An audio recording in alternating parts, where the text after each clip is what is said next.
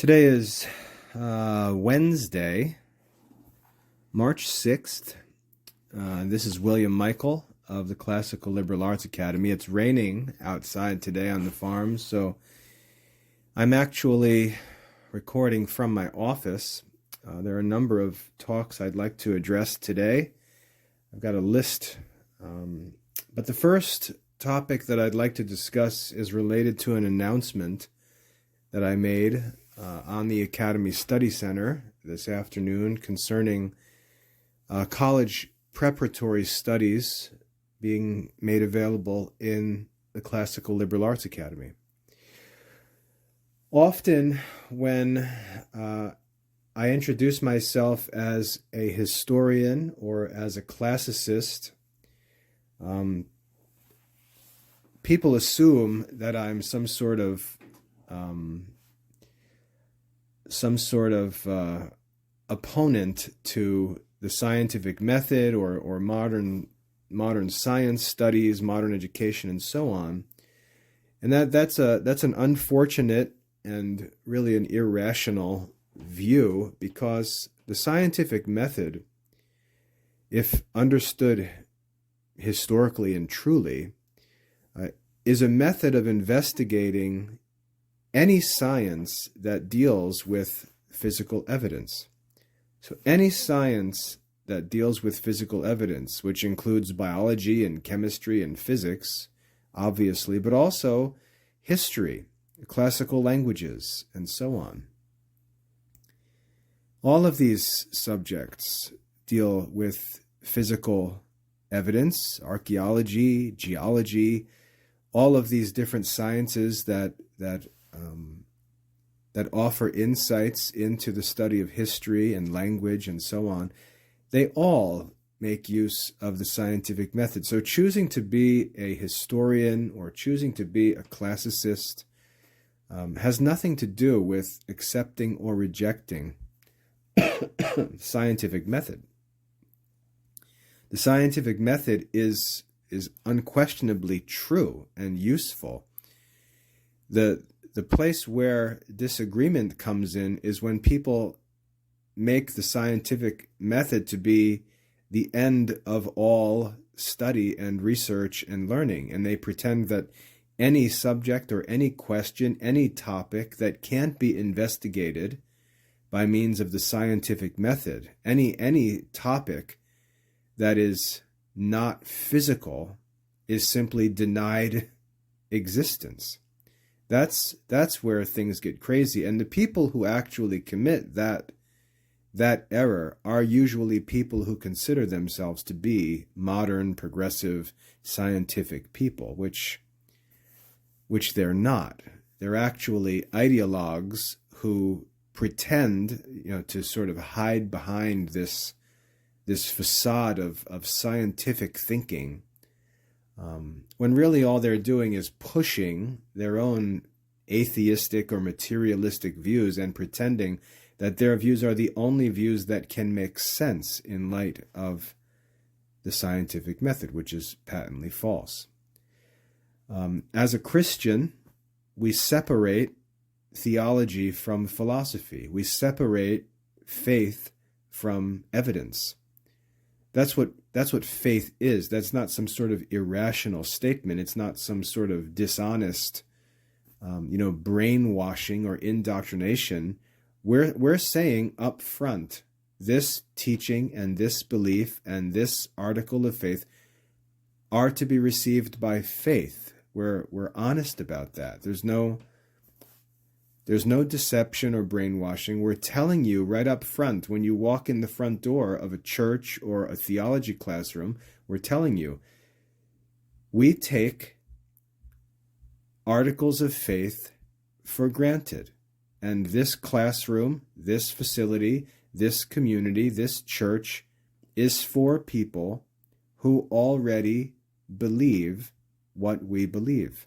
That's what faith is. That's what a faith community is. And whether you're Jewish or Muslim or Catholic or a non-Catholic Christian or any other religion, including atheists, you believe things And it's perfectly okay to form a group with people who share your beliefs.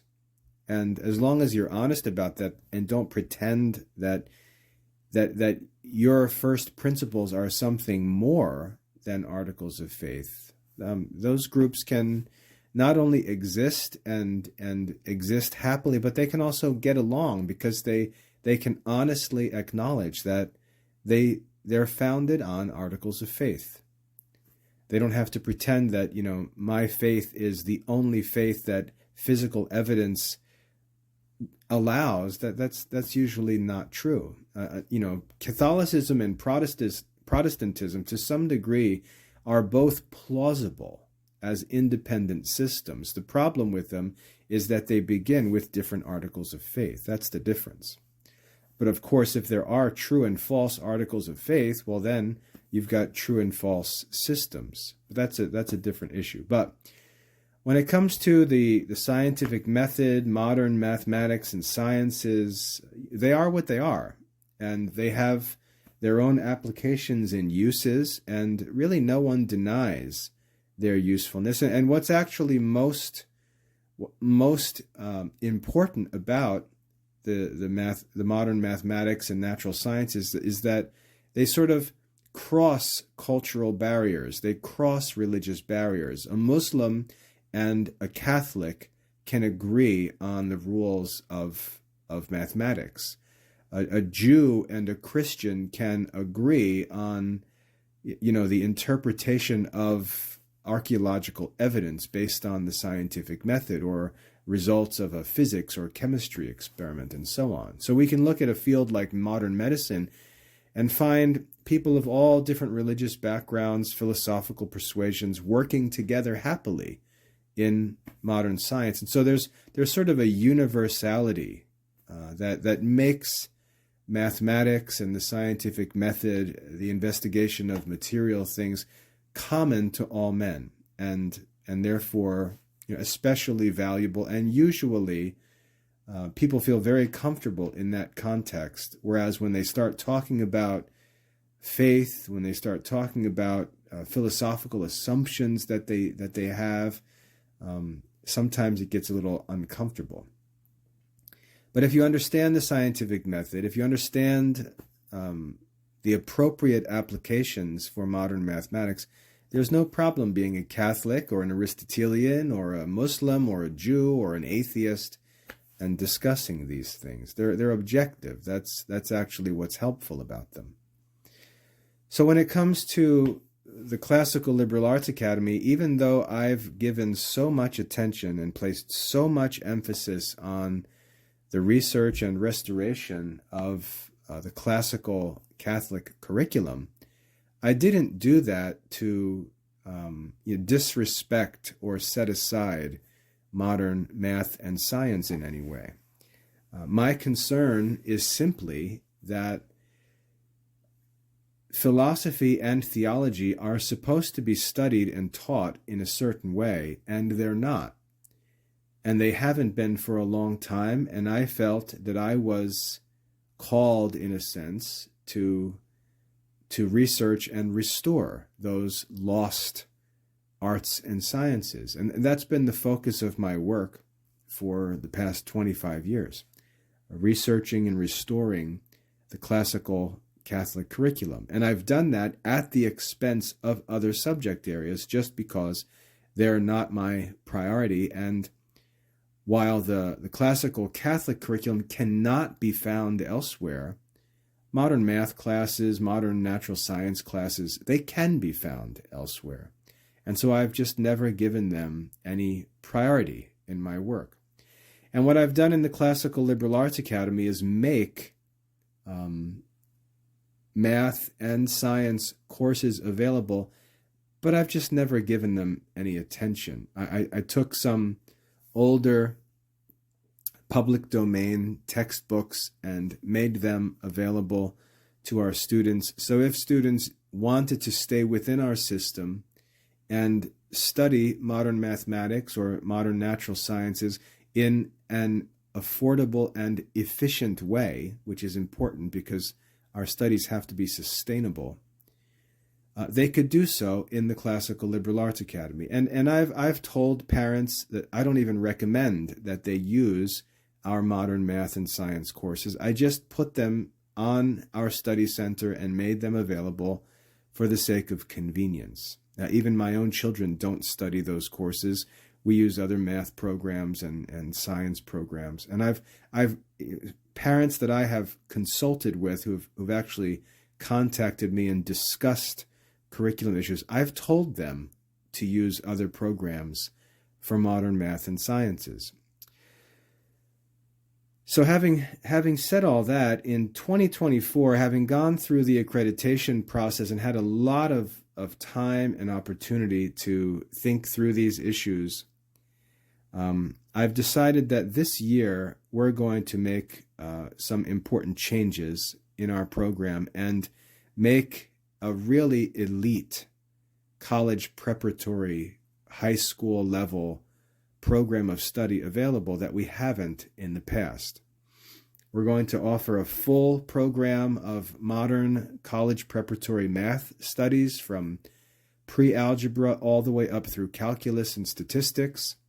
And we're going to make a complete program of modern natural science courses available from high school biology all the way up through AP physics, including astronomy, anatomy and physiology, AP biology, chemistry, regular high school physics, and if students do the work, we can even add an organic chemistry course. Now, when you think about the Classical Liberal Arts Academy and you say, well, how are you going to do this? How are classicists going to offer modern math and science courses? Well, in our background, both my wife and I, we were both modern students who pursued classical studies for Christian reasons, because we had Christian concerns in our education. But my wife was always, an honors level math student, and I was a pre-med student. So even before our conversion, before we started studying classics, we studied modern math and sciences, and we're students at Rutgers University, engaged in all those modern sciences. So it's not like these sciences are unknown to us or we weren't successful in them. They just weren't our major fields. They weren't the focus of our studies. And as I said, when we got into educational work as classicists, we focused on Latin and Greek and history and philosophy and things like that, and didn't pay much attention to modern math and science. But now in the academy, with how things have developed and where we're at, and with accreditation also sort of on the horizon, and with our own children getting older and having had the opportunity to go through college preparation with the oldest of our children and see what's going on in modern college education, even my wife and I engaged in college studies ourselves and seeing what's going on at the college level with studies and how courses are managed and so on. We're in a good position to make decisions regarding modern math and science curriculum. And what we've chosen to do, we've looked at and considered a number of options. There are many options available today, and we've gone through many of them, thinking that we'd like to identify one and really commit to it. And we've looked at a number of different ones. I'm not going to get into the names of them and things, but you've got to realize that as educators who own a program, we have access to instructor copies of textbooks and all sorts of evaluative products and resources and support connections. So we've had a chance to research options and look at different things and consider a number of different concerns, not just the content,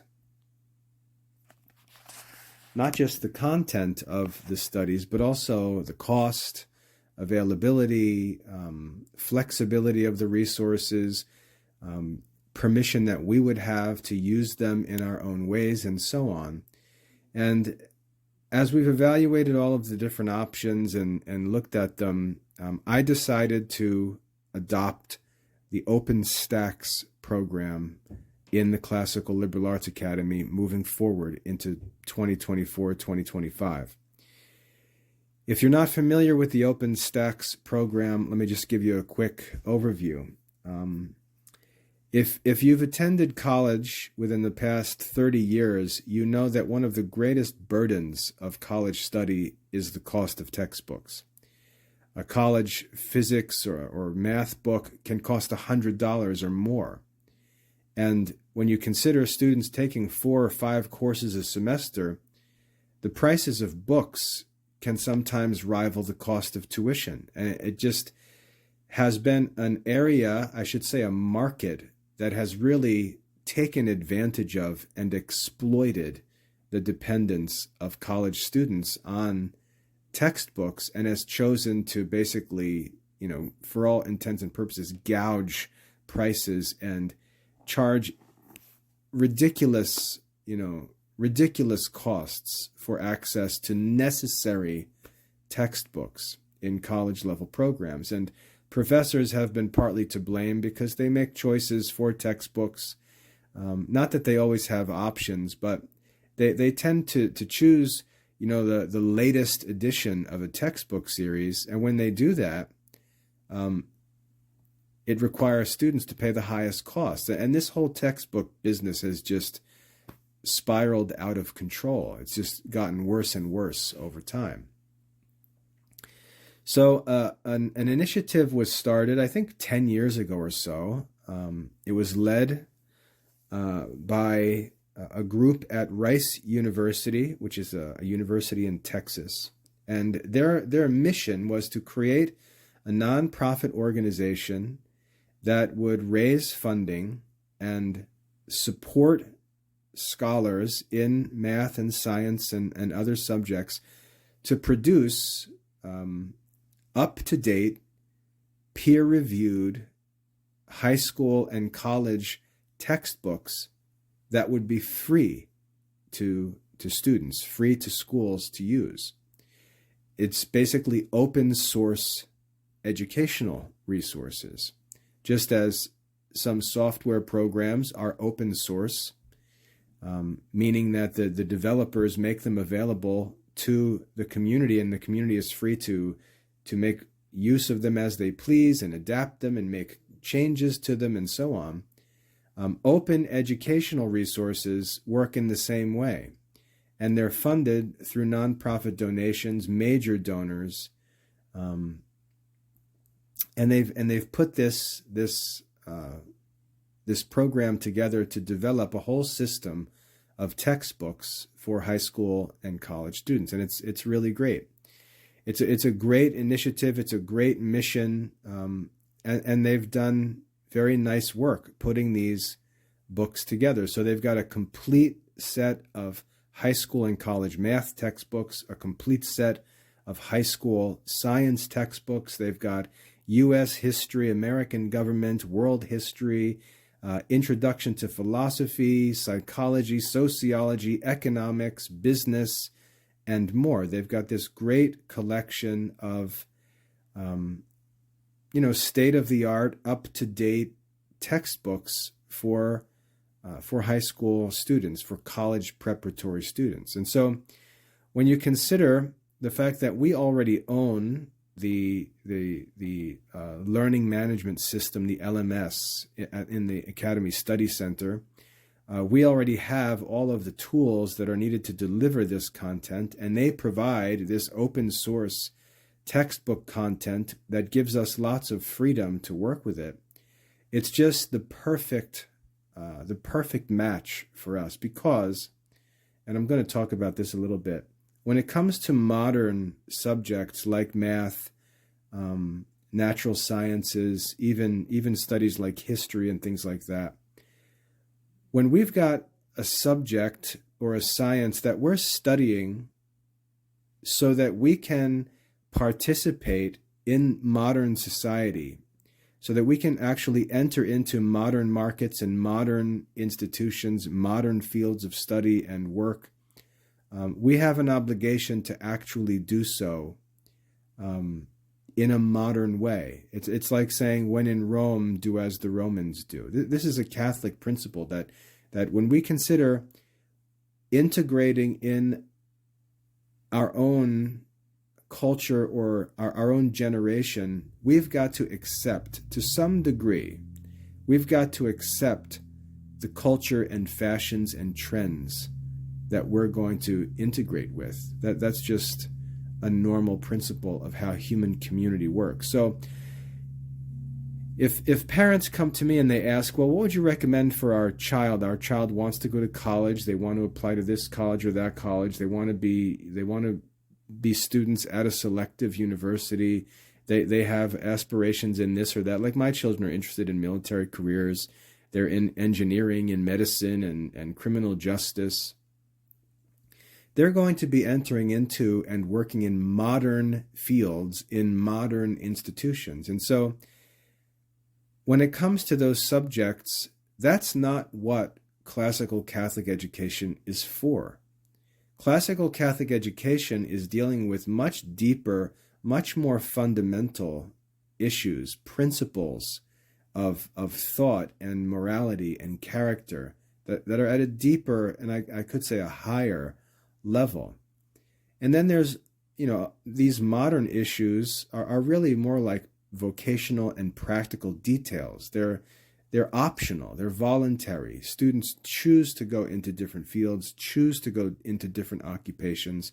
And like I said, when in Rome, you need to do as the Romans do. There are established methods for doing things. And even if someone said, yeah, but we should be innovators, we should be, yeah, well, you know what? You should innovate and develop things after you've proven that you're competent. So when we have Christian people talking about going into the world and influencing the world for Christ, who can't even prove themselves competent in the present things, you've just got idle talkers. You've just got crazy, arrogant people who imagine that they're supposed to go lead when they haven't even proven that they can compete with existing workers, existing thinkers, and so on. So the first step is to enter into the fields as they are, hopefully with insights and with wisdom and with intellectual experience that our peers don't have, because our studies are actually superior to theirs. And then after proving ourselves competent, after gaining the trust of our peers and colleagues, then making use of opportunities to take leadership where we actually begin to implement the wisdom and insights of the Catholic faith, of classical philosophy, and so on. That's how it works. We've got to prove ourselves first. And then when we earn the trust and respect of our peers, and they basically hand us the keys and ask us to take leadership, then we can bring our unique ideas into play and innovate or reform in different ways. But we shouldn't assume that we're reformers when we haven't even proven that we're relevant yet. And that's a problem that many Christian schools make, many Christian homeschool families make, many Christian students make. They're talking about leadership, they're talking about innovation and reform before they've even gotten employed yet. And we need to take one step at a time. So when it comes to modern studies, my advice to parents is always that students should prepare for modern studies, modern occupations, modern college admission by studying modern texts and learning modern methods and proving their competence, proving their mastery. We need to prove ourselves true and competent and reliable in things that other people appreciate, so that we can gain their trust and have them follow us into areas where they're not experienced and they're not certain. So we've got to win the trust of our peers, and the way that we should go about doing that is by studying the books and the subjects that they study and proving ourselves capable of mastering them. If we can't do that, we're not going to be leading or reforming anything. We're just going to be sitting on social media like a bunch of idle talkers, talking about things while we actually do nothing. So my advice to students is to prove yourself competent, prove yourself elite among your peers, gain some respect, and when you gain respect, you'll gain opportunities to do special things.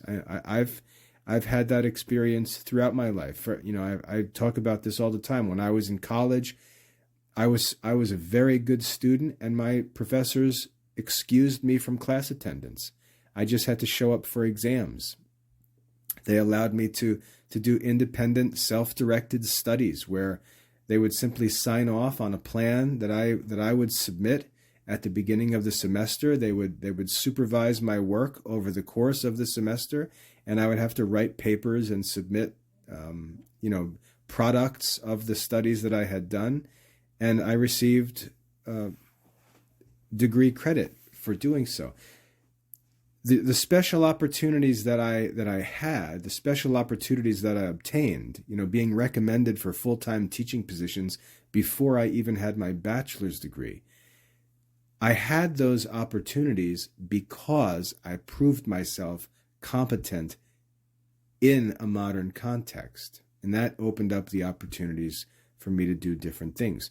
With accreditation, same thing. When the accreditation agents and evaluators ask me to do something that's modern and normal, I can demonstrate my competence and ability to do it. So when I tell them that I'd like to do something different or that I'm doing something different, they can actually trust me that I am choosing to do something different rather than that I'm not capable of doing what other schools may do. And it's that proven competence that gains trust and creates special opportunities. And that's really what Christian students need to learn. So anyway, when it comes to modern mathematics, modern science courses, I believe that students should study modern textbooks and learn the modern content and prove themselves with resources that are familiar to college professors and professionals in their different fields. And so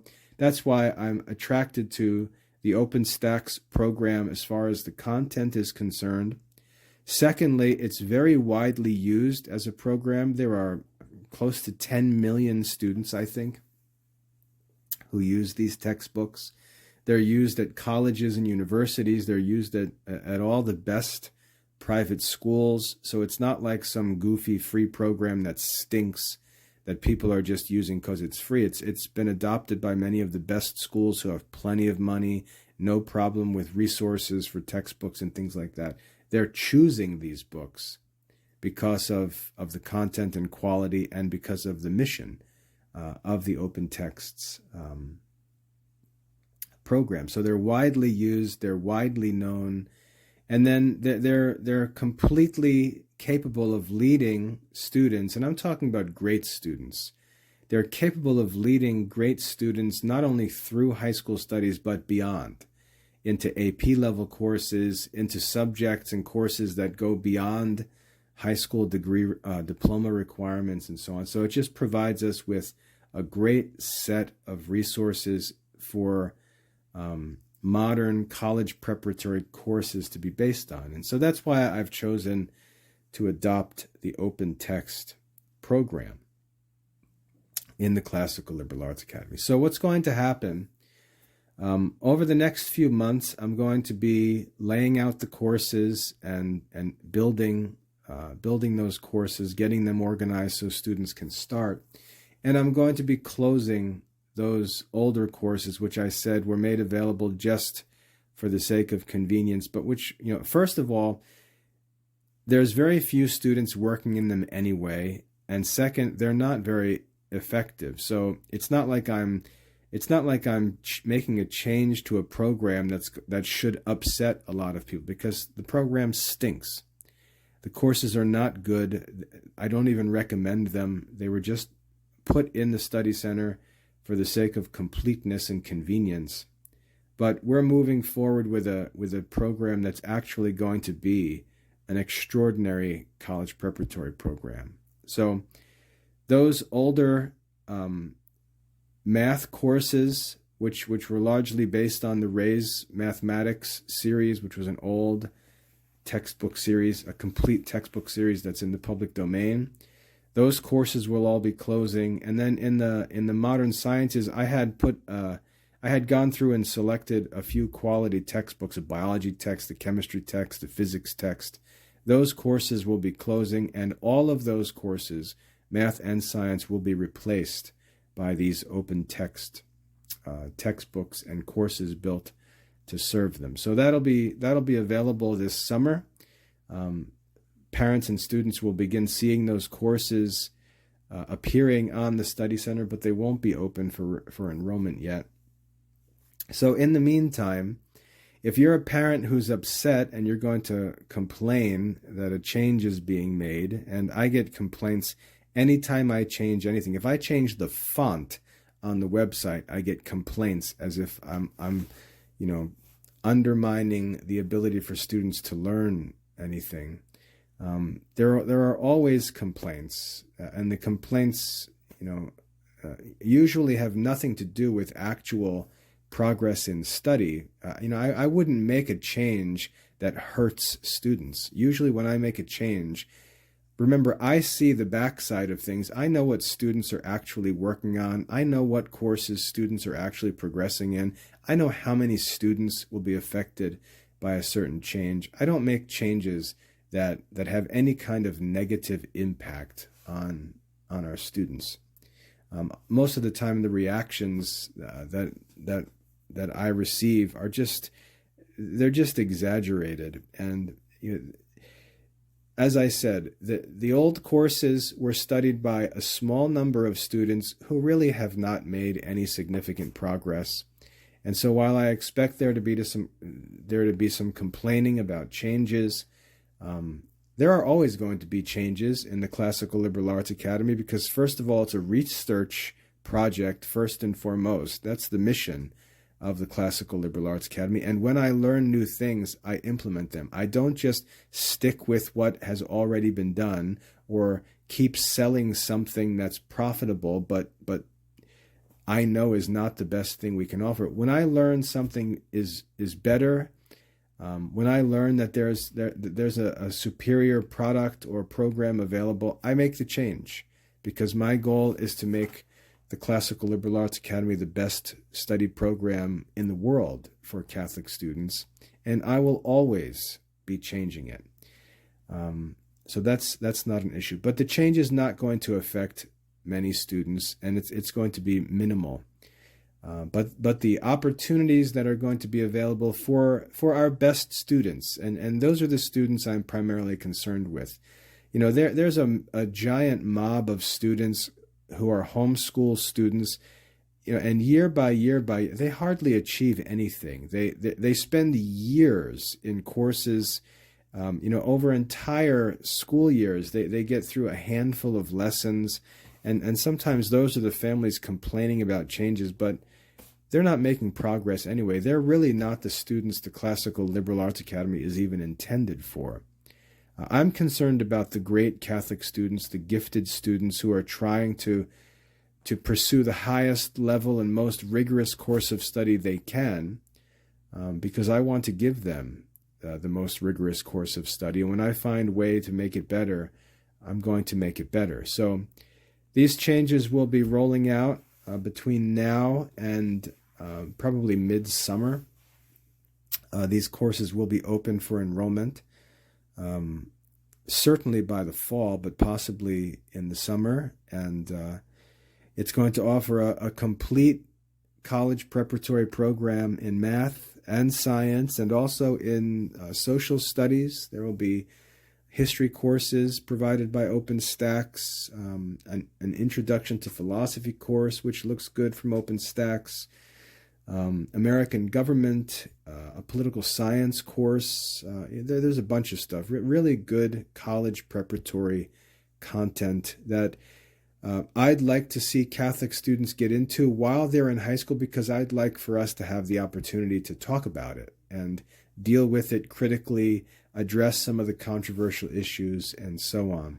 So I'm looking forward to doing that. But I sent out an announcement concerning this today and wanted to follow up and give some of the background details and reasoning behind the changes. And this isn't a debatable issue. This is a decision that has already been made after really years of looking through options and resources, talking to college professors, getting recommendations from college professors on high school programs that they have seen, that they found to be useful and effective, gathering all of that information, considering also sustainability, considering the desire to make it affordable for students, considering also my desire to be able to use things flexibly, to be able to have PDF versions of books so I can integrate them into the study center lessons and not have to even have kids buy textbooks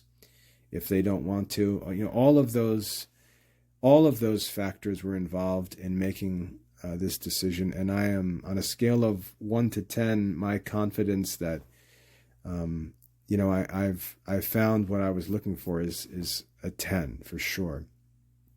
So that's the reasoning behind the improved math and science programs. It's going to be a radical change for the Classical Liberal Arts Academy, because we're not only going to have exclusive access to classical Catholic studies, but we're also going to have a college preparatory program for math and science and social studies that's as good as can be found anywhere else. So my goal really is to make it the best of both worlds, and this will all be available under the normal student plan. There won't be any increase in price. There won't be any need to upgrade a service or anything like that. All of these resources will be available to students who are already subscribed. Nothing needs to change. So if you keep all of those factors, all of those details, on the table when you think about the changes that are made, there's really nothing to argue about. But I know that some will complain, and what I would say to them is if they want to complain as if they're devoted to these other resources, they're all public domain. So if you like Ray's Mathematics series, keep using it. If you like the textbooks that I've made available on the Study Center for Biology or they're public domain. You can study them. So there's really nothing to complain about.